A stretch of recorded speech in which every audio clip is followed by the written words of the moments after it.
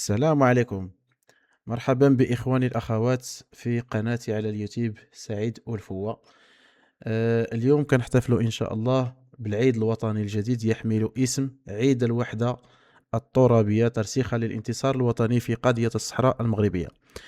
أعلن الملك محمد السادس نصره الله وأيده عن بلاغ صادر عن الديوان الملكي أن صاحب الجلالة الملك محمد السادس نصره الله وأيده قرار إقرار يوم 31 أكتوبر من كل سنة عيدا وطنيا جديدا يحمل اسم عيد الوحدة، وذلك اعتبارا للتحول التاريخي الذي شهدته قضية الصحراء المغربية وما كرسه من وحدة وطنية وترابية راسخة. ويأتي هذا القرار الملكي السامي في سياق التطورات الحاسمة التي حملها القرار رقم 2025-2797 للمجلس الأمن الدولي، والذي أكد مرة أخرى على الاعتراف الدولي المتنامي بمغربية الصحراء وبمشروع الحكم الذاتي كحل جاد وذي مصداقية، وهو ما كان موضوع الخطاب الملكي الأخير الذي وجهه الملك جلالة الملك إلى شعبه المغربي الوفي. وأوضح البلغ أن عيد الوحدة سيكون مناسبة وطنية جامعة للتعبير عن التشبث بالمقدسات الوطنية وتجديد العهد على صيانة الوحدة الترابية للمملكة المغربية والدفاع عن حقوقها المشروعة. كما سيشهد هذا اليوم الملكي البهيج تفضل جلالة الملك بإصدار عفوه السامي على مجموعة من المستفيدين في تقليد يعكس القيم الإنسانية الرفيعة التي تميز المؤسسة الملكية.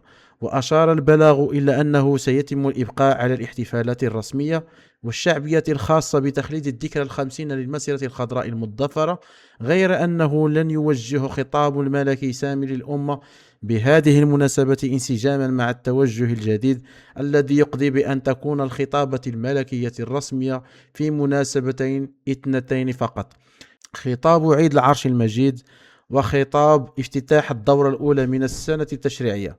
وأكد البلاغ أن جلالة الملك بصفته أمير المؤمنين ورئيس الدولة يحتفظ بكامل حريته وتقديره السامي في التوجه إلى شعبه الوفي في أي وقت يراه مناسبا، سواء لتوجيه رسائل سامية أو خطابة موجهة للأمة.